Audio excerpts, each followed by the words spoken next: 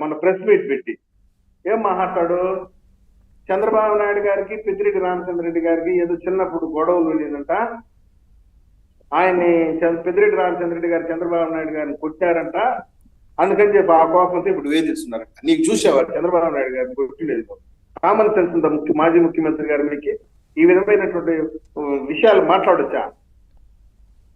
Common sense లేకుండా నీకు mind పోయినట్టుండాలి. మాట్లాడితే నాకు ప్రతిపక్ష హోదా కావాలి, ఇది కావాలి.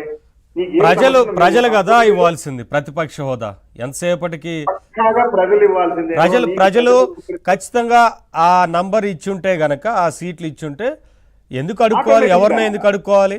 హక్కుగా వస్తుంది, ఆటోమేటిక్ గా వచ్చేస్తుంది అపోజిషన్ హోదా.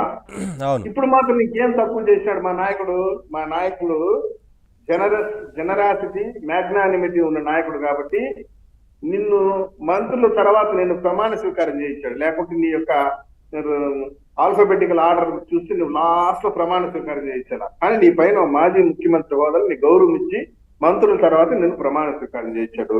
నీ కారు ఏకంగా అసెంబ్లీ కారిడార్ కి వచ్చే విధంగా సెక్యూరిటీ వాళ్ళకి ఆదేశాలు జారీ చేశాడు. నీకు ఇవ్వాల్సిన గౌరవం అన్ని రకాలు ఇస్తున్నాం కదా. ఒకవేళ అపోజిషన్ హోదా ఇచ్చే అధికారం మా దగ్గర ఉన్నట్టు ఇచ్చేసి ఉంటాం మేము. నీకు తెలుసా సార్, ఇప్పుడు అసెంబ్లీకి వచ్చి సమస్యల పైన మాట్లాడకపోతే కనీసం మాట్లాడి సమస్యల గురించి మాట్లాడితే రేపటి రోజున ప్రతిపక్ష హోదా వస్తుంది నెక్స్ట్ ఎలక్షన్ కి. లేదంటే ఇప్పుడు రాని ఎమ్మెల్యే కూడా రాదు, అప్పుడు రాదు. ఇప్పుడు నేను ఒక విషయం చెప్తాను సార్. ఒకనొక సందర్భంలో మాకున్నటువంటి 23 మంది ఎమ్మెల్యేలు 4-5 కూర్చుకున్నావు జగన్మోహన్ రెడ్డి. ఇంకో మాకు 17 మంది ఉంటే 16 మందిని ఒక రోజు అసెంబ్లీలో సస్పెండ్ చేశావు.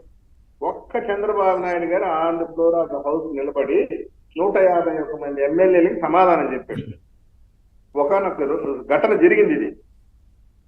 చంద్రబాబు నాయుడు గారు ఒక్కరే ఒక పక్కన, 150 మంది ఎమ్మెల్యేలు మంత్రులు ఒక పక్కన నిలబడితే ఈయన ఒకటి సమాధానం చెప్పాడు. అదే ఆయన guts at the age of 74 and 75. అది ఒక నాయకుడు లక్షణం, నాయకత్వ లక్షణం. You are not representing XYZ. ఒక రాష్ట్రాన్ని, ఒక పార్టీని, ఒక నియోజకవర్గాన్ని రిప్రజెంట్ చేస్తున్నావు.